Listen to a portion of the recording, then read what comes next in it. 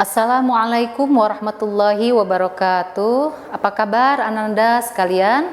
Semoga kalian sehat walafiat. Bertemu kembali dalam video pembelajaran yang pada kesempatan kali ini dalam mata pelajaran Pendidikan Agama Islam dan Budi Pekerti untuk kelas 9. Sebelum kita memulai pembelajaran pada hari ini, baiknya kita berdoa terlebih dahulu. Berdoa mulai.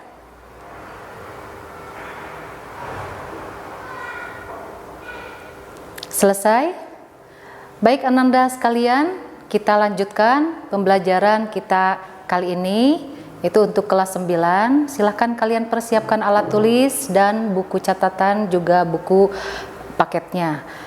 Untuk pembahasan kali ini, Ibu sudah tuliskan di papan tulis, yaitu kita akan membahas tentang iman kepada hari akhir, yaitu iman meyakini hari akhir, mengakhiri kebiasaan buruk. Nah, di sini kita akan membahas tentang kompetensi dasar.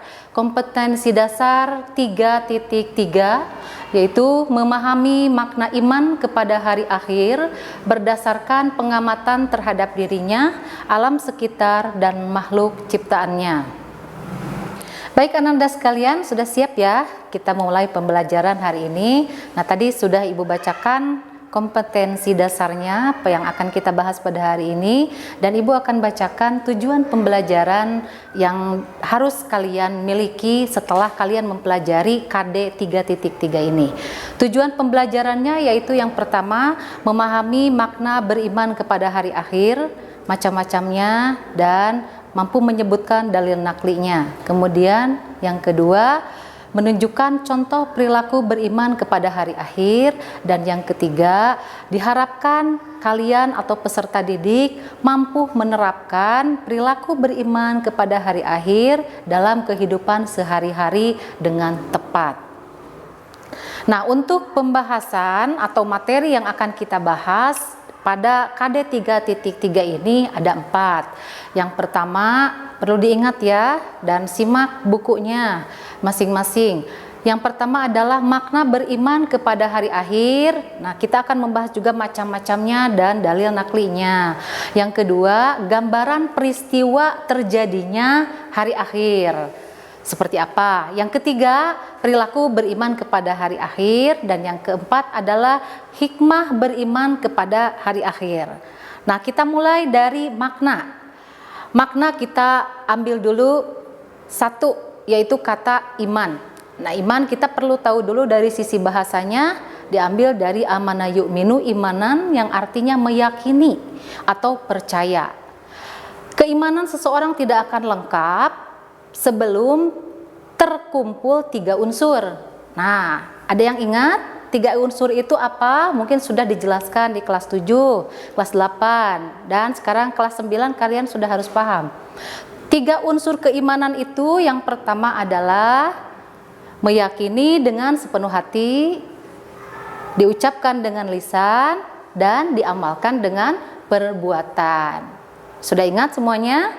Oke, kita lanjut. Nah, kemudian beriman kepada hari akhir itu apa? Nah, kita sudah tahu makna imannya itu apa. Kita akan bacakan. Beriman kepada hari akhir itu adalah meyakini dengan sepenuh hati bahwa seluruh alam termasuk dunia beserta isinya akan mengalami kehancuran. Daratan, lautan, semua porak-poranda. Gunung-gunung akan meletus, kemudian lautan akan meluap, menumpahkan seluruh isinya. Itulah gambaran atau makna dari beriman kepada hari akhir. Kemudian dalil naklinya untuk beriman kepada hari akhir dan yakin ini akan terjadi. Seperti janji Allah di dalam Quran surat Al-Hajj ayat 7. Boleh disimak di bukunya masing-masing. Ibu akan bacakan. A'udzu billahi minasyaitonir rajim. Wa annas sa'ata atiyatul la raiba fiha wa annallaha yab'atsu man fil qubur. Dan sungguh hari kiamat itu pasti datang, tidak ada keraguan padanya, dan sungguh Allah akan membangkitkan siapapun yang ada di dalam kubur. Nah, itu kita sebagai umat muslim wajib mempercayai datangnya hari kiamat ini. Dan juga pasti kalian sudah paham, sudah tahu, dan kita sudah mempelajari bahwa beriman kepada hari akhir ini merupakan rukun iman yang kelima. Dan wajib kita yakini. Dan ini akan terjadi, pasti akan terjadi sesuai janji Allah di dalam surat Al-Hajj ayat 7 tadi. Itu ya. Baik, kita lanjutkan Ananda sekalian ke macam-macam kiamat. Nah, macam-macam kiamat di sini Ibu akan tuliskan.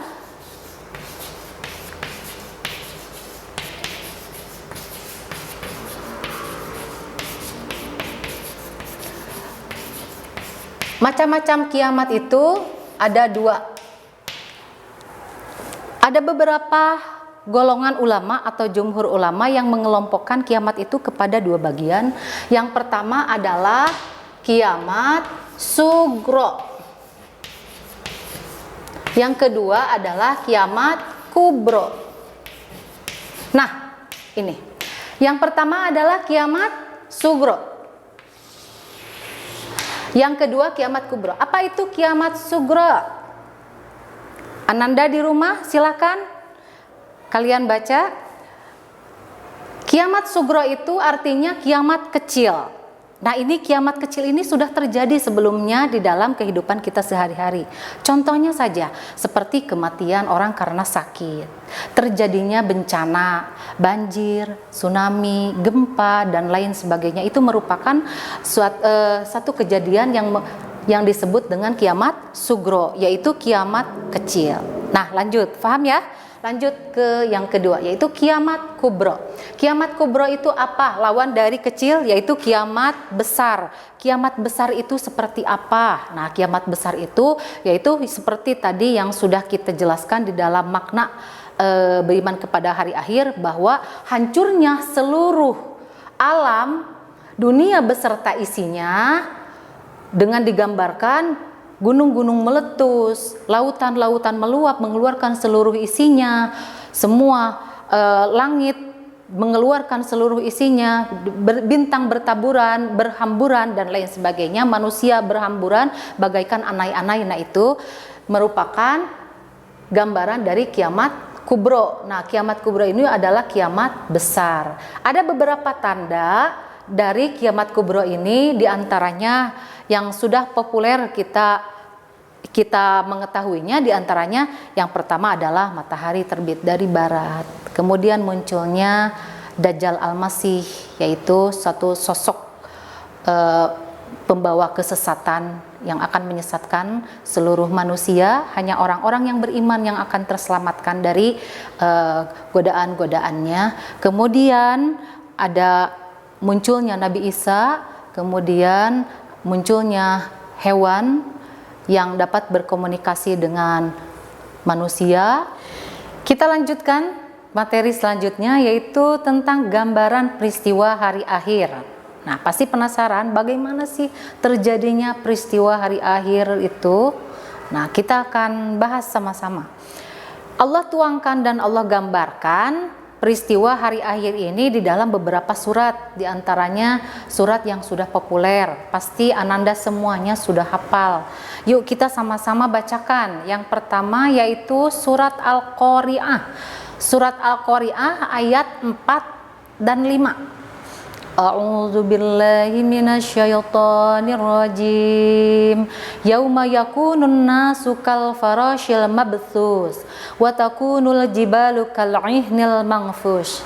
Nah, artinya pada hari itu manusia bagaikan anai-anai yang berterbangan, dan gunung-gunung bagaikan bulu yang dihambur-hamburkan.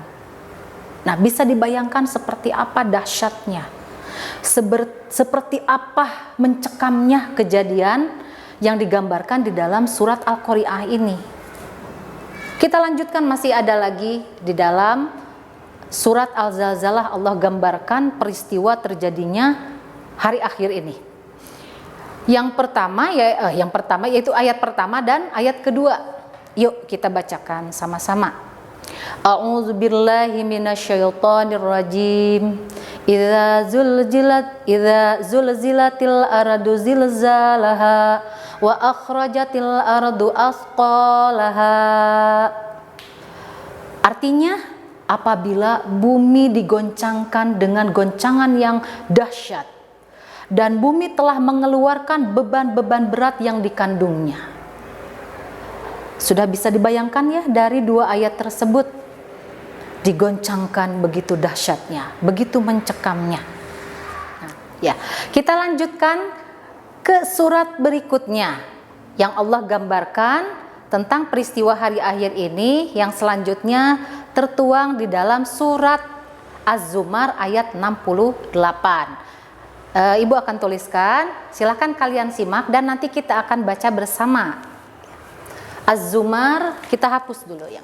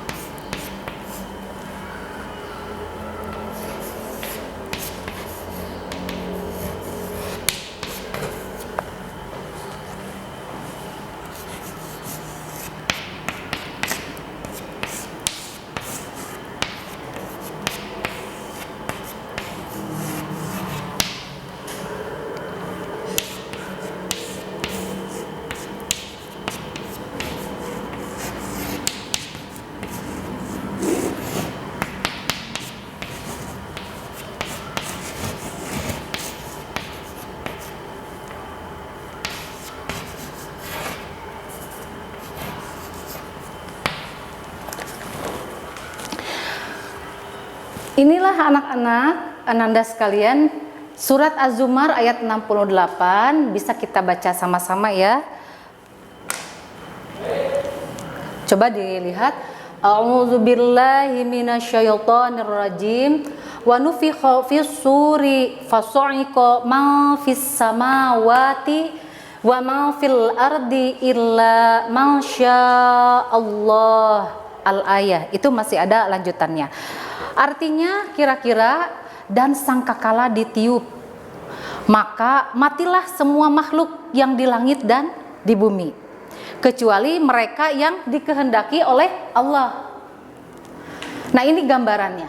Jadi ketika malaikat Israfil ditugaskan oleh Allah untuk meniup sangkakala, maka seluruh makhluk itu akan mati. Tetapi jika Allah kehendaki, ada di antara makhluk yang masih hidup, nah itu diberikan satu kelebihan oleh Allah seperti yang tertuang di dalam illa masya Allah, kecuali yang dikehendaki oleh Allah. Nah itu gambaran yang ketiga yang Allah tuangkan di dalam surat Az-Zumar ayat 68. Sampai 3 ayat ini masih penasaran? Nah, karena masih ada lagi satu surat yang Allah tuangkan di dalamnya tentang peristiwa hari akhir ini, yaitu yang terakhir di dalam surat Al-Muzammil ayat 18. Di dalam surat Al-Muzammil ini Allah gambarkan, kalau ditulis ini terlalu panjang, Ibu bacakan saja ya. A'udzubillahi minasyaitonirrajim. As-sama'u fatirum bihi kana wa'duhu maf'ulan. Nah, yang artinya langit berbelah pada hari itu. Janji Allah itu pasti akan terlaksana. Jadi kalau kita rangkum dari awal hingga akhir, Allah tuangkan gambaran peristiwa terjadinya hari akhir atau peristiwa hari akhir ini di dalam 4 surat. Yang pertama surat Al-Qari'ah, yang kedua surat Al-Zalzalah. Surat Al-Qari'ah tadi ayat 4 dan 5.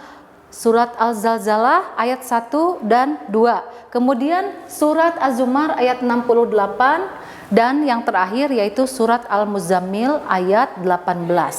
Di situ Allah menjelaskan bahwa langit itu akan terbelah dan itulah janji Allah pasti terlaksana seperti itu. Itu ya diantaranya gambaran peristiwa hari akhir yang pasti akan terjadi dan kita wajib meyakininya. Sebagai umat Islam kita harus meyakini rukun iman yang kelima ini. Baik ananda sekalian, kita lanjutkan. Kita lanjutkan ke bahasan yang berikutnya yaitu proses kehidupan alam akhirat. Nah, setelah kehidupan di dunia, kita akan beralih ke kehidupan yang kekal atau abadi, yaitu proses kehidupan alam akhirat. Ada beberapa peristiwa atau perjalanan yang harus kita tempuh sebelum pada akhirnya kita ditentukan kita mau masuk ke nerakakah atau kita mau masuk ke surgakah. Yang pertama, proses yang pertama adalah alam barzah. Nah, apa itu alam barzah? Alam barzah itu adalah alam pembeda, pembatas antara kehidupan dunia dan kehidupan akhirat, di mana itu tempat kita menunggu sebelum datangnya hari penghisaban atau perhitungan penimbangan amal kita. Jadi nanti kita akan dibangkitkan. Nah, disitulah alam barzah kita, tempat menunggu kita untuk dibangkitkan. Kemudian yang kedua yaitu proses yang keduanya setelah alam barzah ini kita akan meninggal, lalu kita ditempatkan di alam barzah. Setelah alam barzah ini nanti kita akan menuju ke yaumul ba'ats. Yaumul ba'ats itu apa? Nah, di situ yaumul ba'ats itu hari di mana kita dibangkitkan dari alam kubur. Dibangkitkan dari alam kubur dan yang selanjutnya yaitu yaumul hasyr. Apa itu yaumul hasyr? Nah, yaumul hasyr ini hari di mana kita setelah dibangkitkan kita digiring untuk kita berkumpul di alam mahsyar, di padang mahsyar. Allah kumpulkan kita di alam mahsyar untuk apa? Untuk menjalani proses berikutnya, yaitu yang terakhir yaumul mizan dan yaumul hisab. Nah, yaumul hasyr tadi kita kan dikumpulkan di padang mahsyar. Untuk apa? Kita tiba di yaumul mizan, yaitu untuk penimbangan amal-amal kita selama kita hidup di dunia. Amal baik, amal buruk, semua ditimbang. Kemudian setelah ditimbang, lalu kita ke yaumul hisab, tiba ke hari penghitungan amal. Nah, setelah ditimbang kita akan dihitung amalnya. Apakah kita berat amal yang baiknya? Apakah kita berat amal yang buruknya? Nah, di situ kita akan ditentukan. Jika amal baik kita lebih berat timbangannya, maka Allah akan berikan catatan amal baiknya yang diberikan ke tangan kanan. Dan nanti kita akan dituntun ke surga. Itu balasan bagi orang-orang yang berbuat kebaikan. Maka setiap perbuatan sekecil apapun itu akan ada balasannya. Nanti akan Ibu bahas selanjutnya, ada ayat yang memperkuat tentang peristiwa ini. Kemudian jika kita timbangannya lebih berat atau hitungannya lebih berat amal yang buruk, maka Allah akan berikan catatannya, bukunya ke tangan kiri kita. Nah, berarti sudah jelas jika kita mendapatkan catatan amal buruk kita lebih banyak, maka mendapatkannya di tangan kiri. Kemudian dampaknya kita akan mendapatkan fasilitasnya apa? Neraka. Nah, itulah ya. Setiap perbuatan sekecil apapun Allah akan balas. Sebagaimana Allah sudah jelaskan di dalam surat Al-Zalzalah ayat 7 dan 8 ya. Wa may ya'mal mithqala dzarratin khairan yarah wa may ya'mal mithqala dzarratin syarran yarah. Perbuatan sekecil biji zarah pun itu akan mendapatkan perbuatan baik sekecil biji zarah pun akan mendapatkan balasannya yang baik, dan perbuatan buruk sekecil biji zarah itu pun akan mendapatkan balasan buruk juga. Nah, untuk proses kita jika mendapatkan kebaikan yang kita dapatkan atau buku amal kebaikan yang lebih banyak, maka kita akan dituntun ke surga melalui sirat. Apa itu sirat? Jembatan yang harus kita lalui, yang mana di bawahnya itu neraka. Maka jika kita lulus melalui jembatan ini, maka kita akan sampai ke surga. Apabila kita terjatuh di tengah-tengah sirat tersebut, maka kita tempatnya adalah di neraka. Jadi sudah bisa dipahami ya dari proses kehidupan alam akhirat ini. Ibu akan ulangi lagi dari awal. Yang pertama, proses kehidupan kita di alam akhirat setelah kita meninggal. Kehidupan di dunia, lalu meninggal. Setelah meninggal, kita menunggu nanti di alam barzakh. Di alam barzakh menunggu terjadinya hari kiamat. Setelah terjadinya hari kiamat tersebut, kita dibangkitkan, yaitu yang disebut dengan yaumul ba'ats. Yang ketiganya yaumul hasyr, kita akan dikumpulkan di padang mahsyar. Kemudian untuk apa kita dikumpulkan? Kita tiba di yaumul mizan, yaitu untuk penimbangan amal-amal baik dan buruk kita selama kita hidup di dunia. Dan tibalah di yang terakhir, yaitu yaumul hisab, yang mana pada hari itu kita akan dihitung seluruh perbuatan baik dan buruk kita. Kemudian ditentukanlah pada saat itu di mana tempat kita, di nerakakah atau di surgakah. Itulah mungkin ya ananda sekalian. Kita lanjutkan ke materi selanjutnya, yaitu setelah kita bahas materi-materi yang sebelumnya tadi, kita tiba di materi yang selanjutnya, yaitu perilaku beriman kepada hari akhir. Apa sih yang harus kita lakukan? Perilaku apa yang harus kita lakukan yang mencerminkan kepada beriman kepada hari akhir? Ada 5, boleh dicatat semuanya. Yang pertama adalah 1, mampu menundukkan hawa nafsu. Ya, 1, mampu menundukkan hawa nafsu. Yang kedua, bersikap mawas diri. Yang ketiga, gemar mencari ilmu. Yang keempat, bermanfaat bagi orang lain. Dan yang kelima, menjaga kelestarian alam. Itu sudah dicatat semuanya? Ya, itulah yang harus kalian contohkan, tunjukkan di dalam kehidupan sehari-hari, sebagaimana tujuan pembelajaran tadi ya, di yang pertama yang Ibu bacakan. Untuk bahasan yang terakhir, yaitu hikmah beriman kepada hari akhir.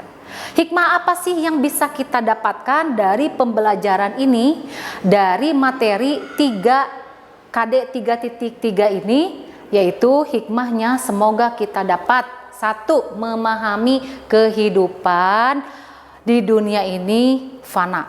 Kita harus tahu bahwa hidup di dunia ini tidak selamanya. Hidup di dunia ini hanya sementara, sebagai jalan, bagaikan di perjalanan yang akan menuju kepada satu tempat tujuan. Itu ya. Yang terpenting adalah kita mempersiapkan bekalnya untuk nanti di tujuan kita untuk selamanya tinggal. Ya. Yang kedua, menambah rasa takut berbuat salah. Tentunya hikmah dari kita mengetahui dan mempelajari KD 3.3 ini, kita harus takut akan berbuat salah dan dosa, karena semua perbuatan itu pasti akan ada balasannya. Nah, yang ketiga, selalu berusaha berbuat amal kebajikan. Nah, untuk mengumpulkan bekal kita nanti di akhirat, maka kita harus semangat, harus selalu berbuat kebajikan dan kebaikan dalam hal apapun, entah itu dari sisi muamalahnya dengan hablum minannasnya, hablum minallahnya, tolong menolong, membantu orang yang kesusahan dan lain sebagainya. Terlebih pada saat sekarang ini kita sedang dilanda COVID-19, kita bantu jika kita memiliki kelebihan, bantu orang-orang yang membutuhkan. Kita bantu orang-orang yang membutuhkan pertolongan dan lain sebagainya. Itu contoh kecil saja ya. Yang keempat adalah selalu optimis, selalu bersemangat dalam keadaan apapun, terutama dalam belajar. Walaupun dalam keadaan pandemi seperti ini, jangan menyurutkan semangat kalian, tetap semangat, tetap optimis bahwa kesuksesan akan kalian raih.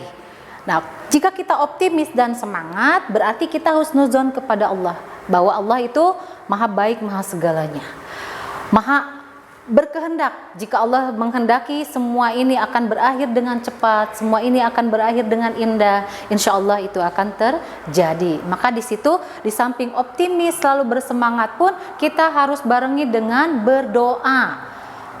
Berdoa, selalu berdoa agar semua yang kita inginkan, semua yang kita cita-citakan, semua yang kita doakan kepada Allah, mintakan kepada Allah, Allah akan kabulkan. Itu ya, diantaranya hikmah yang keempat. Dan yang terakhir adalah hikmah yang kelima, menumbuhkan sikap sabar. Nah, bagaimanapun keadaannya, seperti apapun kita haruslah bersikap sabar. Karena janji Allah, as-sabru yu'inu ala kulli amalin. Nah, sabar itu akan menolong kita untuk membantu dalam setiap keadaan. Jadi orang yang sabar, ada peribahasa ya, orang yang sabar itu disayang Tuhan, disayang Allah. Insya Allah orang yang sabar itu akan disayang oleh Allah. Karena ini merupakan suatu hikmah yang harus kita dapatkan di dalam kehidupan kita sehari-hari sebagai cerminan atau hikmah dari beriman kepada hari akhir ini. Itu ya diantaranya, ketika kita sedang pandemi seperti ini, kita patut bersabar atas ujiannya, atas ujian yang Allah berikan kepada kita. Tetap berdoa, tetap berusaha dan tawakal. Semoga semua keadaan ini akan cepat berlalu. Mungkin itu saja ya materi pada hari ini yang bisa Ibu sampaikan. Semoga kalian bisa paham ya. Jika ada yang ingin ditanyakan, bisa lebih lanjut nanti hubungi Ibu, dan nanti Ibu akan berikan tugas kepada kalian di Google Classroom. Sekian pertemuan kita pada hari ini. Jangan lupa tetap semangat, tetap sehat, jaga protokol kesehatan, dan selalu menerapkan 5M. Sampai jumpa lagi di pertemuan berikutnya. Wassalamualaikum warahmatullahi wabarakatuh.